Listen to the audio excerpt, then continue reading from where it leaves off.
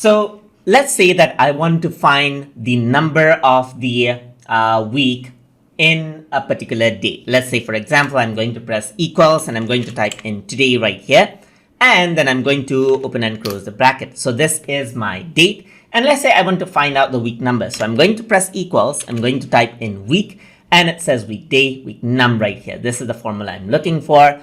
And then I'm going to enter this value right here and then close the bracket out, press enter, and there you go. 28 is the week that is ongoing right now.